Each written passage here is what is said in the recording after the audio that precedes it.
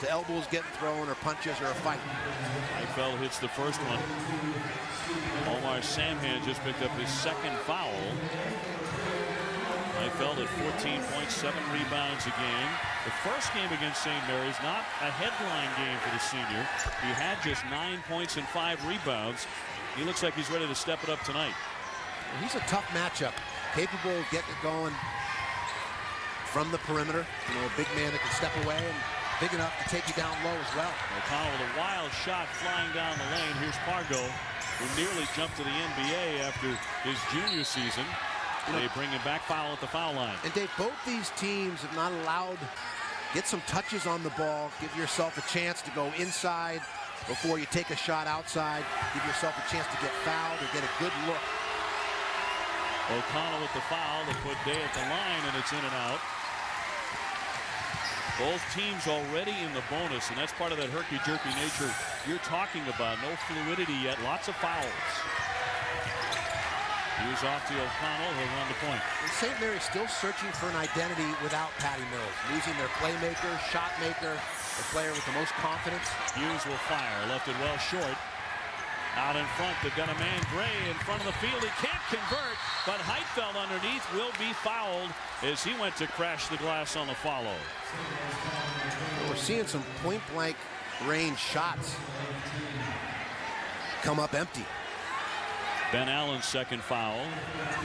Heifeld 72% at the line. His career at Gonzaga has not been a smooth one. Stress fractures in his right foot, requiring 2 surgeries. Also one in his left ankle. And, of course, his famous suspension for possession a couple of years ago. Trying to put up a strong senior season. And off the back of the iron. Under 10 minutes to go before halftime here at St. Mary's. And a blocking foul here on Austin Day. Second time he's committed that kind of a foul. Well, for one night, the Stars and Legends take the court together. It's the NBA All-Star Celebrity Game on ESPN Friday at 7 o'clock Eastern, which you'll have another look at Dominique Wilkins and Clyde Drexler. They'll be taking part along with the ability there, a controlled tip with one hand. Made it look easy. So far, St. Mary's hanging on to the lead against Gonzaga, but they also had the lead when they had Patty Mills at Spokane, and then he went down with the wrist injury, and they lost that game. Here's Ben Allen, too strong from the corner.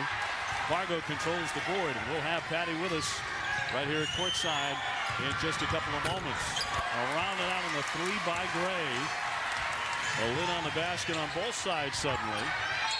After to the baseline, and he'll be fouled by Bolden.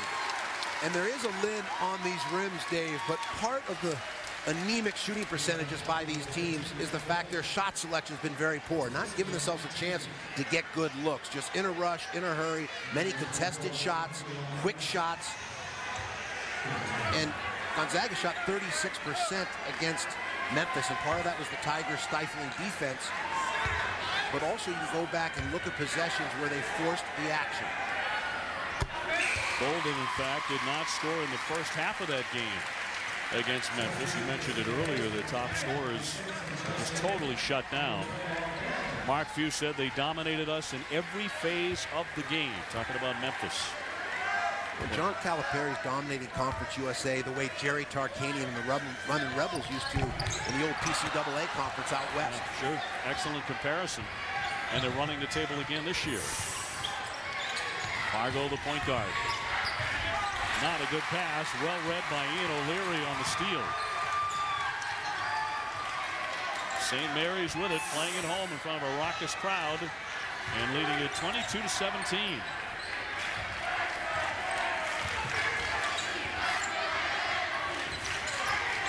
Hunter has already buried 3 threes.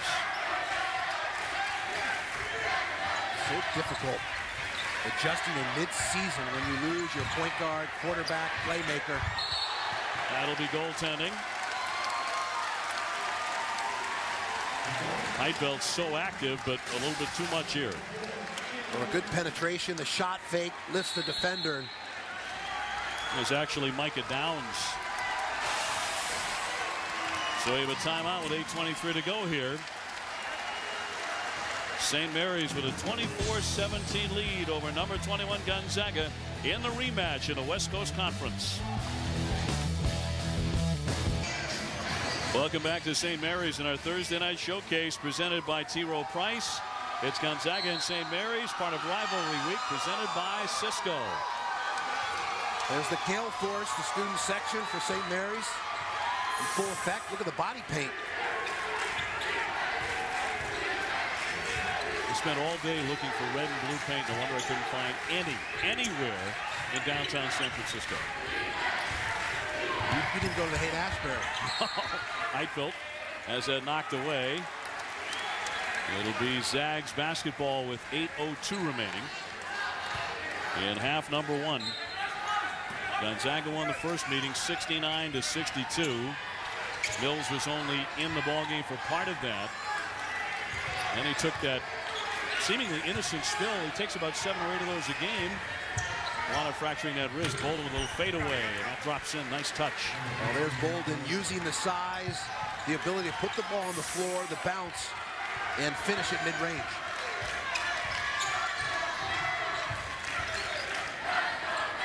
Matt Bolden has that feel for the game. Great vision. Commanding the ball down low, Diamond Simpson trying to get around Heitfeld.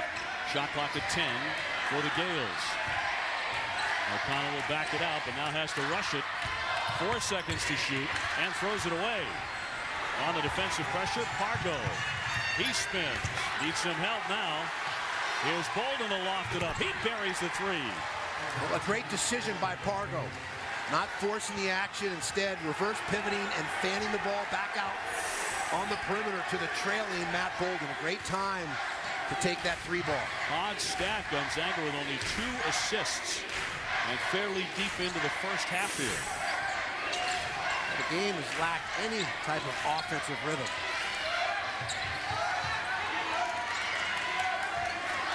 O'Connell blocks out a play now for Randy Bennett and the 19-4 Gales. Shot clock again down to 4. Simpson has it knocked away from him. Shot clock down to 2 as it went out of bounds off of Gonzaga. Thing for me that I need to focus on, but you know, lucky enough for me, you know, it doesn't take that long for me to get my conditioning back. So I think the main thing for me though is to make sure I still got my skills there, and make sure I still got my touch. So you know, hopefully when I do come back, you know, hopefully there's nothing missing. Coach Bennett and the staff mentioned how you smoothly made the transition into the role of an assistant coach in timeouts and during the flow of the game and taking players aside. How has that been for you? Different perspective?